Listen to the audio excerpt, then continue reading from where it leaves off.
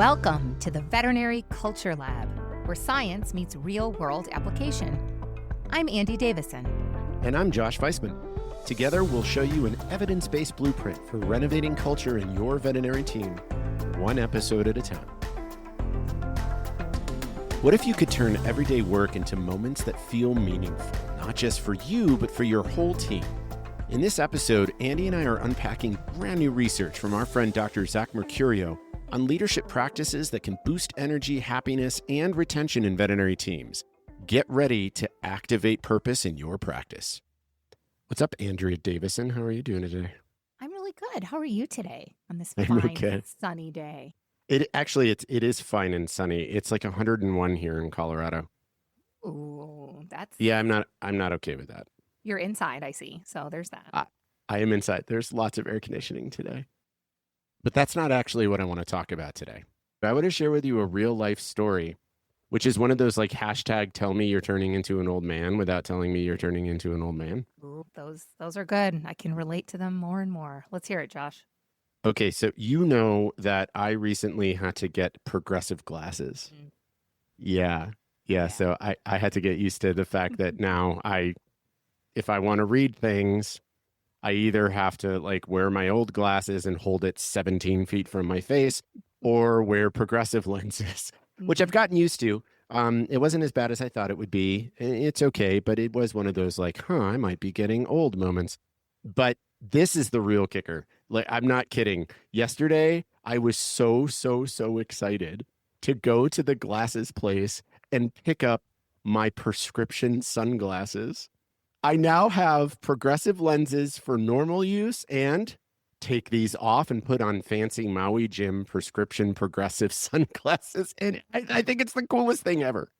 Dude, prescription sunglasses are a joy that I never knew existed. It's just magical when you put them on and you're like, I can see equally as well. I mean, and you need them. You need the sunglasses. It is a required thing. Very practical. I know. It's silly what Hashtag- I'm excited about. Hashtag conversations we don't have in our 20s. Yes, no kidding. No kidding. Anyway, I'm totally with that, with you. I'm totally with you there on getting old. I recently also acquired a pair of prescription sunglasses. Oh my goodness. Like, yeah, I can actually do stuff. I can actually drive and see my GPS and not be blinded by the sun at the same time. What? It's magical. It's magical. I'm telling you, it's magical. I'm in love with these things. I'm forever grateful that I'm in a place in my life where I can afford to have two sets of glasses. Speaking of old and years and time, several years ago, I had a really cool opportunity. A mutual friend of ours, who I'm imagining some listeners will be familiar with, Rebecca Rose. Yes. Rebecca Rose, I happen to live in the same state as her, and so I've been friends with her for quite some time. And she announced to like a bunch of practice managers here in the area via like a Facebook group that I was a part of, hey, there's this really cool, presentation happening down in Denver this weekend, if you guys are interested. And I don't remember the exact title of it, but I remember being very, very intrigued. So I went down there and it was funny. I think it was a Sunday lunch. It might have been a midweek day. It doesn't really matter. All I know is it was at a comedy club, but it wasn't like the comedy club. It was like when they're not doing comedy stuff and someone else rents out the club.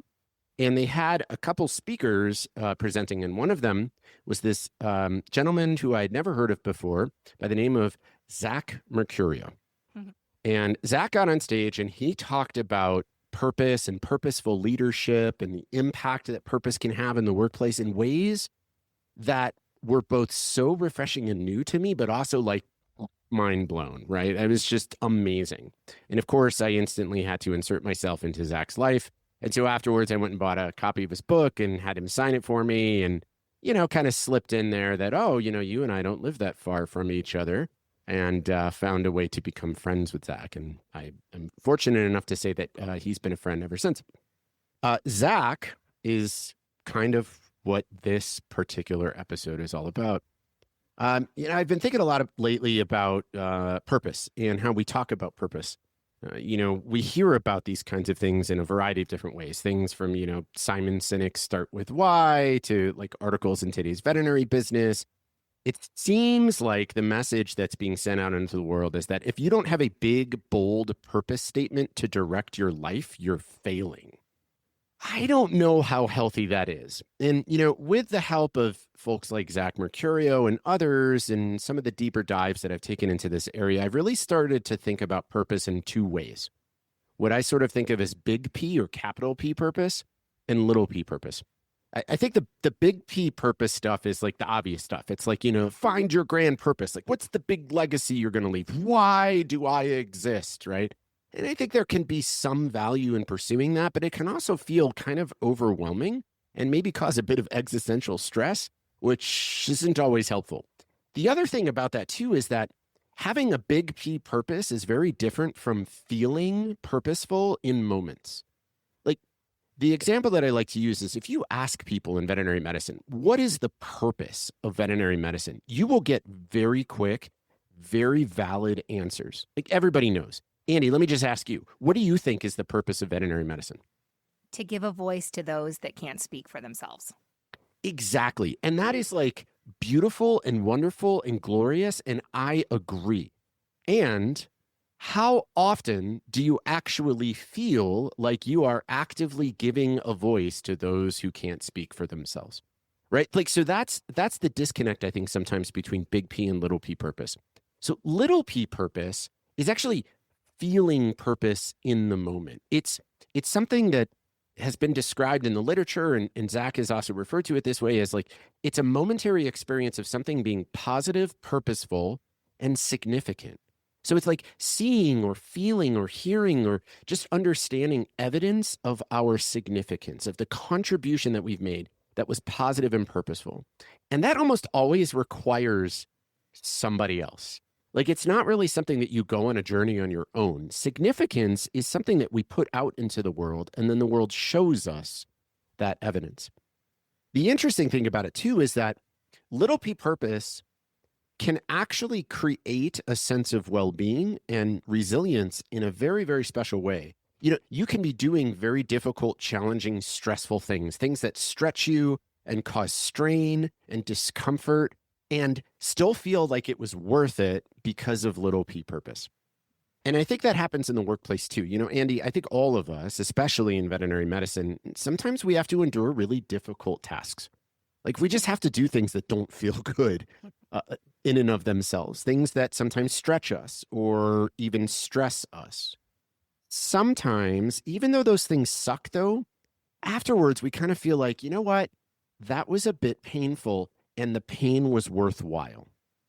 And I'm wondering if you could think back across your veterinary career and share just one example with us of a time at work when you were sort of forced or had to endure a stretch, a strain, some sort of a stressor, but in the end, it felt like it was worth it. This was a deep, vulnerable one for me.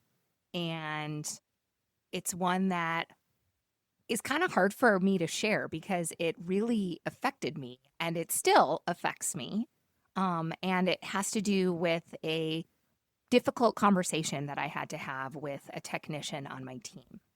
This particular technician just was not able to provide the level of care that we needed at the hospital. And this person tried. This person made the effort. This person wasn't maybe as quick of a learner as others, but this person made the effort. And for a number of other reasons that I don't have time to talk about today, I was told that I needed to let this person go. So that decision was not mine, but it was the decision that was made by those above me. And it was my responsibility to go and do it. And it was terrible. It was terrible. The whole thing was terrible. It was emotional. It sucked for me. It sucked for this person. There were tears involved. There was anger involved. And I've never come in contact with that person again. So I don't really know exactly what they were thinking and how they thought about the whole process. But I know that for me, it was stressful. It was something that I, was told to do that I didn't really want to do. I really thought that there was hope for this person and that with a little bit of patience and guidance and curiosity that maybe, but this was early in my career when I didn't have, the tools that I have now, right? And so it was very stressful to sit down and have this conversation with that person and have to lay it out there, like, right, and have to judge them, which wasn't fair, and watch them walk out. And it bothered me at the time. It has bothered me up until this moment. It still bothers me. And I do know a few years later, it's been years now, but you keep in touch because vet med is a small world. I've heard that this person went on to do actually something not in vet med. This person went out to do more like conservation, rescue, sanctuary type work, and they're thriving and they're doing well, and they've been at the same place for a while and they enjoy it, and it works better with their life, and it works better with some of the things and like expectations and their strengths. And it took me a long time to get there, but I now realize that it was worth it because that encouraged this person to go out and find the thing that played to their strengths and allowed them to be successful and, allows them to enjoy what they're doing. I'll tell you though, it sucked and it was stressful and it was challenging and it was hard at the time, for sure. Yeah. First of all, thank you for sharing that. That sounds like it was incredibly difficult and painful for you. And I imagine so for the person across from you as well, who you clearly cared about. And it's hard to deliver that kind of news to somebody that you care about, especially when it's news that you're not fully bought in on. So yeah, I think that is a lot of vulnerability. I appreciate you sharing that. I'm hearing a couple things in there that really stand out to me. The first one is, it harkens back to a little bit of what I said, that evidence of our significance almost always comes through someone else. And this happened in this situation. You said that you heard from people much later that this person went on to do something really amazing, where you said, played to their strengths. The phrase that I had in my head was they found their sphere of strength. Like they found the place where they could live and really be who, the best version of who they are. And that's wonderful. But had those other people not delivered that news to you, you would have never felt the significance of your presence in the world and what you did. And at the time, it definitely didn't feel positive or purposeful. But because somebody was able to convey that message to you that, hey, you in some ways helped liberate this person to find their special place in the world, then it suddenly took something that was just plain painful and made it positive and purposeful, because you gave that person that opportunity. That's an awesome example, and I'm really grateful that you shared that. And that's a little bit about what this particular paper is about. So the paper that we're diving into today is the lead researcher was Zach Mercurio. He partnered with Tamara Miles, Wesley Adams, and Jeremy Clifton from the University of Pennsylvania. The paper, which was published last year in 2024, is titled Mapping and Measuring Leadership Practices Intended to Foster Meaningful Work.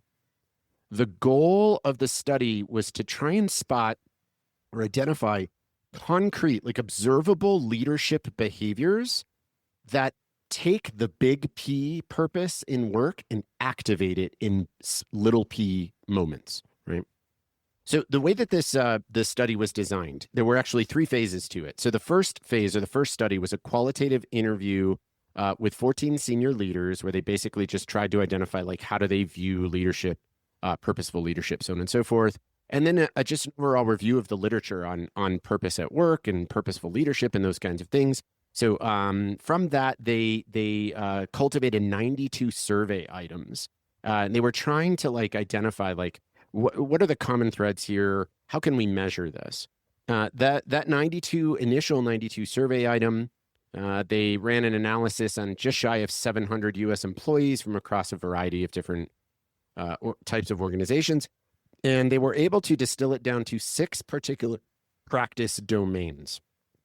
In study 2, they whittled down those 92 survey items to 26, into what they called the Practices for Meaning Diagnostic. So this was their assessment tool to measure team members' experience of purposeful leadership within their organization.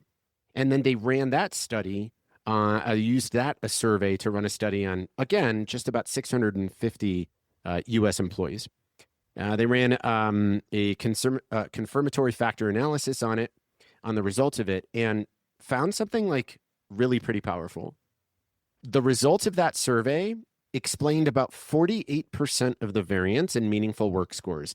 Put another way, the way that people perceived their leaders' behaviors accounted for about half of their capacity to experience meaningfulness at work, to experience little p purpose. The last study, they then ran a cross-validation. And then with that, they also checked against a variety of other leadership models, things like transformational leadership, empowering leadership, ethical leadership. They wanted to see, does like purposeful leadership, is it any different in predicting the experience of meaningfulness at work? And it is. It turns out that yes, the PMD still adds unique predictive punch to the ability to predict whether people are going to experience meaningfulness at work. So like the basic takeaway here is that the way that we show up as leaders is impacting whether people actually experience little p purpose at work in pretty big ways. Another way that we could think of this is like, it's sort of like building a brand new lab test. So, you know, I don't know, IDEX or Antec or somebody's trying to build a new lab test. So the way that they might do this is their first study, they look at what are all the potential reagents. In this case, it's positive leadership or purposeful leadership behaviors, and then mix them in to see which chemicals consistently like group together. Okay, so that's what they did in study 1. Study 2 was then they reran the test with a new patient population. They kept only the reagents that were actually stable and that seemed to do something positive, that provided the test results tracked with real symptoms. So like feeling work is meaningful. And then in the third study, they asked the question, wait a sec, does this test tell us anything different that we didn't already know from the standard blood panels? And the answer is yes, it does tell us something different. So the 6 domains, or the 6 like overarching leadership practices that they uncovered, are number 1, communicating the work's bigger impact. So when leaders do a good job at communicating the work's bigger impact, that seems to create more meaningful moments. Number 2, recognizing and nurturing potential in the people that they lead. Number 3, fostering personal connections. So a sense of community and connectedness at work, belongingness, things like that. Number 4, discussing values and purpose during hiring. Number 5, modeling integrity. So you could think of this as walking the talk. This is not just talking about how the work is purposeful and why we do the things that we do, but actually living that, like doing it yourself, right? And then lastly, giving employees freedom. So like enhancing their sense of control and agency in the workplace in values-bounded ways. So tying it to values. An example of this might be like, Andi, if I said, hey, listen, you know the kind of impact that we're trying to have here at Flourish. The next time you meet with a potential client, you don't have to ask me what projects are okay or not. I trust you to decide what project would be suitable for that client based on the Flourish values. That's value-bounded autonomy. The key findings here were that when team members rated their leaders high in these 6 behaviors, they also reported significantly higher levels of vitality or energy at work, significantly higher levels of job satisfaction, of mattering, which is a really cool incidental finding, of lower burnout. How amazing would that be in vet med? And of a much lower intention to quit, vis-a-vis that they planned to stay in that job simply because they had leaders who practiced purposeful leadership. And by the way, these things, these improvements in vitality, job satisfaction, mattering, burnout, and intention to quit, those showed up even when we controlled for other leadership styles.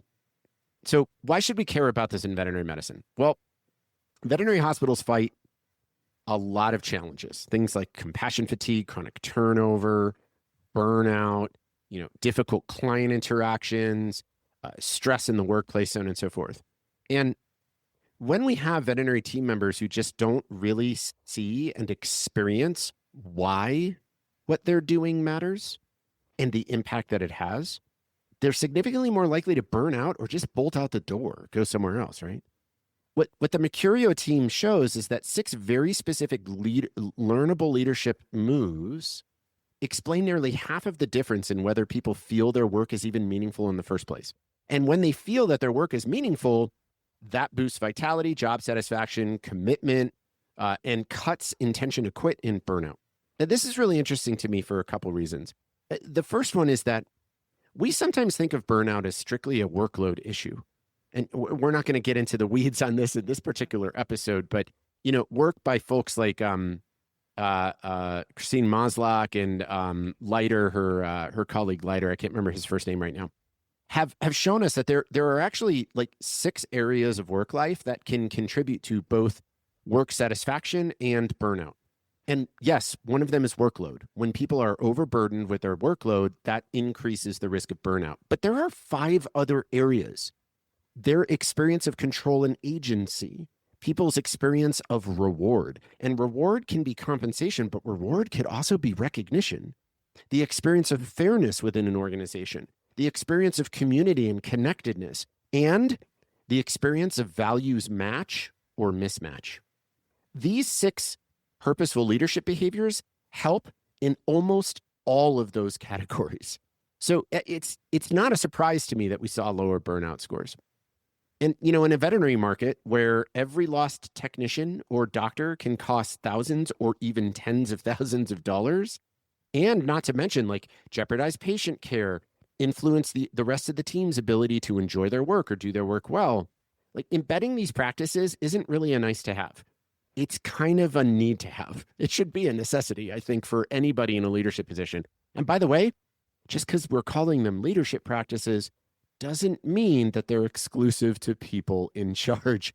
All of us can do this. Like all of us can foster personal connections. Every single person on the team can model integrity. Everyone can tie what you're doing to a higher purpose. Like we can all do this for ourselves.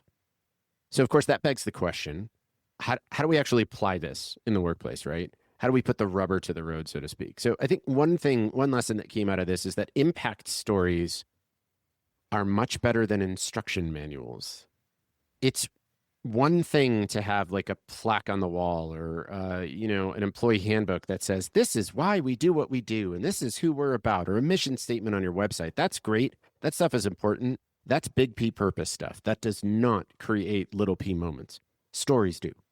So leaders who make people's contributions very clear to them, like show them, tell them stories of their impact, especially when it's tied to like some sort of a higher purpose, everything gets better.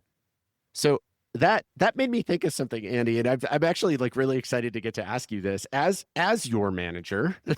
I read papers like this and I see this kind of research and it hits home for me. And then I start thinking about how can I actually apply this in my day to day? So I'd really love to ask you, if I wanted to make sure that you get to see the impact of your work at Flourish, like in the way that I see your impact, your contribution in ways that maybe you don't always get to see, but I can, what are some ways that I could actually do that? For me personally, I'm really big on hearing about the impact that I'm making, right? Because that's important to me. It's important to me to be supportive and impactful for our community, right? I firmly believe in what we're doing at Flourish. And when I'm a part of something that is impactful and helps the veterinary community in a way that we are hoping, I love to hear about it. And that gets me excited. That is like a verbal high five of, hey, you made a difference and here's how. And that is a huge motivator and a big tick in the fuel tank for me. One of the other things is something that you already do that I really appreciate because I haven't had the luxury, I guess is the word I'll use, of having this in some other places that I've been. But you trust me. You trust me to make the right decision, to do the right thing, to take on a project that's important to me. And if I stumble, if I hit a roadblock, if I, get a little bit overwhelmed, I can come to you and the rest of the team, Tess and Kelly as well, and say, oh, you guys, I'm a little overwhelmed. This is a little bit much. I have some questions, and you're there. You're there to help me. You're there to support me. You're not laughing at me or judging me or going, yeah, you thought you had this and you don't have this. Like, no, no, no. It's very supportive. And that's huge because I'm I'm an independent woman, right? And I want to do the things and go out there and make a difference and make decisions. But I also know that I have a group of people that is there for me, that gets it, that will help me out when I need it. I appreciate that. I do have to admit that there was one time when I did have the response of, "Oh, you thought you had this and you didn't." For those listening, a few years ago, Andi came out to Colorado to visit with Tess and I, and we took her up to Rocky Mountain National Park, Yeah. and we went up pretty much to the top of Peak to Peak Highway, which is like 10 or 11,000 feet. And Andi, from, like 4 feet above sea level Florida, thought that she had it walking around the park up at 11,000 feet, and she did not. No, there was gasping, there was huffing, oh yeah. Oh yeah. And the funniest part that I don't know that you know, because I may have not mentioned it, is that I hid it for so long. I was dying, but I couldn't show it, right? Because I thought I had it, but no, I couldn't breathe for like the majority of the trip. So the independent woman almost died of Yeah. asphyxiation because yeah. Okay, so I want to recap because there were a couple like really cool things there. The first one was essentially like what I think I heard from you was this idea of like just telling the stories of impact. Mhm. So first of all, that means gathering those stories. So one thing that I could do as your manager is I could reach out to clients that you've worked with or coachees that you've had or people like that, and just I could ask them like, "Hey, what kind of a positive difference did Andi make in your life?" And then I could share those stories with you. So I could actually collect those stories. Or if I see those things myself, like if I see some sort of an impact or change, I should make sure to note it and then actually share that with you. And then the second thing I felt like I heard from you was this, you said that I trust you. And what I heard underneath that, and I'm curious to hear your response to this, what I heard underneath that was that you feel like you are trusted to make the kind of positive impact that Flourish is trying to make. That nobody has to check on you or ask. Like, we just know that that's what you're after and you're going to do it. And so we let you pursue that in the way that you see fit. Mm-hmm. Yep. Awesome. Mm-hmm. I apologize. I got a little distracted there for a moment because I got a weird notification on my phone. I get these like, you have an iPhone, don't you? Do you get the like Apple News things? Oh, I shut and that like off a long time ago. But yeah. Oh, that's funny. I need to figure out how to shut it off because it can be very distracting sometimes. I just got one, and I couldn't help myself. I'm going to admit I clicked on it. But they got the first like actual photograph apparently of a black hole. Yeah, I looked at the picture. It sucks. Another way that we can put the rubber to the road, this idea of like growth equals glue. Nothing really builds self-worth and motivation in people more than somebody in power seeing their potential. Like somebody who's a little higher up looking at somebody saying, "Hey, I think that you haven't reached your ceiling yet," can be a really, really powerful thing, right? So from this research, we find leaders should really strive to like try and identify the strengths and possibilities in everybody on their team, every direct report, but don't just like seek them, point them out, like share them. Well, and I think this is incredibly valid and valuable for those of you out there that aren't necessarily titled leaders to remember that somebody in your organization is looking up to you. Somebody in your organization sees you as a leader, whether you've got director of blah, blah, blah, or even Dr. blah, blah, blah in front of your name. I promise you, somebody is looking up to you. And it is such an opportunity to notice them and to realize the difference that you can make, even if you aren't a titled leader, for the other people on your team in this category exactly. Andi, you've been a licensed veterinary technician for more than 5 years. We'll leave it at that. I'm going to paint a picture for you. I literally have no idea what the answer is, but I bet you're going to have an answer relatively quickly.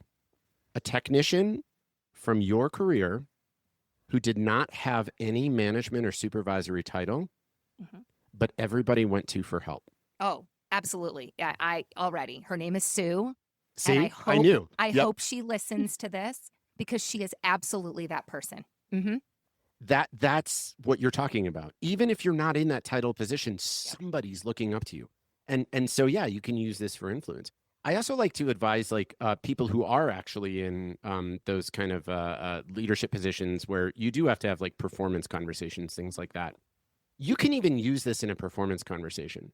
You know, it is absolutely reasonable and very common to say, hey, listen, we need to talk. You're falling short of my expectations, and make that clear. That's an important conversation. We should be having that. But gosh, wouldn't it be awesome if you added this sort of like strength and potential aspect to it? Hey, Andi, you know, you seem to me like the kind of person who really wants to, get the details right. You seem to me to really care about the outcomes. And I think that's one of your strengths, which is why I'm a little surprised that over the last couple weeks, the medical records have been missing some things. Can we talk about that? Like that you can still use these things even when you have to have difficult conversations like that, and show people that you have worth, you have potential, and I see it, and I want to help unleash it, right? Another thing that came from the paper that I thought was cool was this idea of purpose first hiring, using these like cultural filters during the hiring process. One of the key findings, I had an opportunity to actually interview Zach about this. And one of the key findings was that organizations that have people who experience meaningfulness do a really good job in the interview, like the recruitment and interview process, of like making those things clear. Like, these are the values that are really important to us. These are the impactful behaviors that we're trying to create. These are the magical, purposeful moments that we want to build into what we do and who we are. How does that align with you? So, being able to do a thing, a task, being able to, I don't know, conduct surgery, being able to place central lines, all those kinds of things, like that's important for the work that we do. But being able to do those things in ways that match the cultural values that the organization is aspiring to, that is essential for long-term success. So making those values really clear on day one helps to ensure job fit in a way that's going to ensure long-term success for people. One more thing that I'll mention here, and then we'll move on to kind of like some actionable steps here, is this idea that connection combats compassion fatigue. We're social creatures. And so it's not at all surprising that in research after research after research, in a variety of different ways, looking through the world through different prisms, seem to always come to the same conclusions. Interpersonal connection predicts positive outcomes, both from physical and psychological health and resilience in the workplace. So in this particular case with purposeful leadership, a sense of connection, community, and care at work actually greases the wheels of meaningfulness, actually makes it more likely and more possible that people will feel the small p purpose in their day-to-day work. And then people who find their work more meaningful do better work. They find stronger connections, which then leads to more experiences of purposefulness at work, which enhances the connections. It's an upwards virtuous cycle. So now shifting gears to, okay, Andi, Josh, you've convinced us. The Veterinary Culture Lab has nailed it. We need to be more purposeful as leaders. Like, we need to embrace these 6 practices. I want to renovate my practice culture and make sure that this happens. How do I do that? All right, well, there's a few.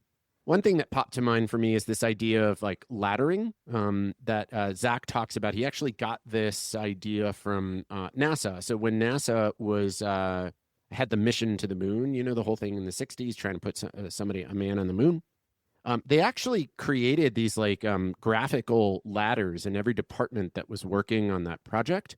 And it was literally an image of a ladder, and then every rung of the ladder was each different department's task and how it contributed to moving up the ladder to put a man on the moon. So it's literally tying everything together. So you could do a poster to patient ladder, right? So you post a simple graphic that just shows every single individual in your hospital or on your team or in your organization, the tasks that they do, how those tasks directly benefit the patients, how that directly benefits the community, how that directly benefits each other in the hospital, just like making it very clear, visual, vivid, things like that. Another idea that I had, which is one that you and I have talked about many, many times, is this idea of creating mattering moments. I like to think of this as sort of like elevating appreciation. So the tool that we always talk about is the SBI tool, which stands for situation, behavior, and impact, right? And I like to talk about this in terms of like, we say thank you. I've been in a lot of veterinary practices. You have too, Andy. I think that one thing that we actually do a pretty good job of, generally speaking, is thanking each other. Oh my God, thank you for helping with that cat. Wow, thank you for taking care of that foal, right? Like we do that. What I'm suggesting here is that we take those thank yous and we find opportunities. It doesn't have to be everyone, but I don't know, with some level of frequency, once a week, something like that, right? Where we find those opportunities where we amplify that thank you with an impact statement. So amplifying it using the SBI tool, situation behavior. Gosh, Andy, earlier when that cat went bonkers and you stepped in to help. So that's situation and behavior. It's observable, it's clear, nobody's arguing what happened. The cat was going nuts and you stepped in to help me, right? Oh my gosh, I was seriously about to lose it. But you stepping in with such calmness gave me some woosah. Thank you for that, right? That's sharing impact. That you did a thing and this is the impact it had on me. So another way to do this is like scripts like hey, because of you, or if it weren't for you, right? That's a really powerful one. Finding ways to do that, and that's like that doesn't cost a penny. That doesn't require a policy change. That's just challenging yourself with intentionality to do these kinds of things. Andy, what about you? What do you think are some ways that we could take some of the results of this research and put it into place in practice for a cultural renovation? I think that a lot of it has to do with recognizing and celebrating. And there's so much opportunity for that, right? I talk a lot out there in the world about praise and how valuable it can be and how it can contribute to meaningfulness, purpose, and motivation, and all of those things that, we've been talking about for the past little while here. Praise is valuable and it can be really, really helpful. And so that I don't go off on a total rabbit hole about praise, something that's helpful for me and something that I've supported others in doing is working the word because into your praise delivery. So back in the day, right, I was really good at telling people that they were rock stars. Gosh, you're such a rock star. Thanks for helping me with that cat. Oh my God, way to get all those treatments done. Total rock star. Like, you're amazing. One that I hear a lot these days is I appreciate you. I appreciate you. But you're right. It stops there. And that's where I really encourage people to add the word because. So I appreciate you because if you hadn't stepped in to help me with that cat, I would have lost it. And then it would have been no good for the cat because we would have had to poke it more than once to get the blood draw, whatever that is. But when you add that word because, it helps tie it back to the impact that they're making and the purpose that they're contributing to. And it makes such a difference for the person on the receiving end. Because like you said, vet med, we're really good. You're awesome. You're a rock star. I appreciate you. So much so that sometimes we go, yeah.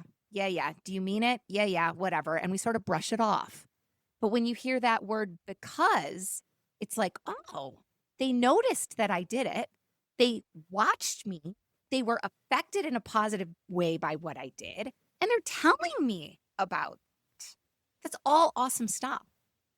Now, one thing that I have actually seen get put into place with a hospital that I've been working with recently is kind of a build on something else that you mentioned. So they have like a work chat text system where they can communicate with everybody in the hospital. And they have different threads for different things. Well, this particular person started a because of you chat thread. And it was specifically for everyone in the hospital to be able to recognize the impact that everyone is having and to share it. And it's a new addition to the text, but it's starting to pick up and people are starting to notice it. And hearing the positive reports that come back are absolutely incredible. So yeah, those are two things to maybe consider. I love it. Those are some great ideas. So there you have it, friends. This is how we can take this experience of mattering and meaningfulness, convert it from big P purpose to little p purposeful moments through the conduit of quote unquote leadership, because all of these practices are accessible to everybody, regardless of if you're the CEO or a brand new kennel attendant. We'll, of course, share a link to this in the show notes. Andy, you've got something to add here. Well, you said quote unquote leadership. And so that makes me think that it's like may or may not be leadership. And that is actually something that our Florida woman can relate to this week. Oh my gosh, wait. This time it's a Florida woman? We can't let Florida man have all the glory. We have to make sure to work in some Florida woman as well. And this week is our very first Florida woman. I'm You so ready? ready. Okay. Yeah, let's have it. This headline actually did not give us a location, but Florida, so it doesn't, it's all the same crazy place. Florida woman goes into a car dealership, pretends to be a manager, and fires the employees. Okay, I may actually try this. Please video. Yeah. Wait, did it work? Did they leave? I think she left. I think Florida woman left. But she went in and, quote unquote leadership and went in and fired employees at this car dealership. Yeah. Okay, so this is the antithesis of purposeful leadership. Yep, brought to you by Florida woman. Brought to you by Florida woman. Oh, glorious. I wonder, what are we going to run out of first? Papers to talk about or Florida man, Florida woman stories? I think my money would have to be on papers to talk about because I feel like Florida man and Florida woman is just going to go on and on till the end of time. Academia does not stand a chance. Yeah, I agree. Yep. Awesome. Well, thank you. This has been great. If you end up putting these things into practices, or if you have interesting ideas for ways to operationalize this, to take these 6 areas of purposeful leadership and create a system, a program, like something that will enhance that across a team or organization, we'd love to hear it. So please share it with us. Of course, we'll share a link to the paper and to the Florida woman's story and additional resources in the show notes. And we'll look forward to seeing you on the next edition of the Veterinary Culture Lab. Bye, everybody. Thanks for hanging out with us in the Veterinary Culture Lab, powered by the science of workplace well-being and brought to you by Flourish Veterinary Consulting. If today's episode sparked an idea, made you smile, or got you thinking, hey, I should totally try that, let us know. What do you think? Be sure to subscribe, share, and remember, a thriving veterinary culture is possible, and you don't have to build it alone.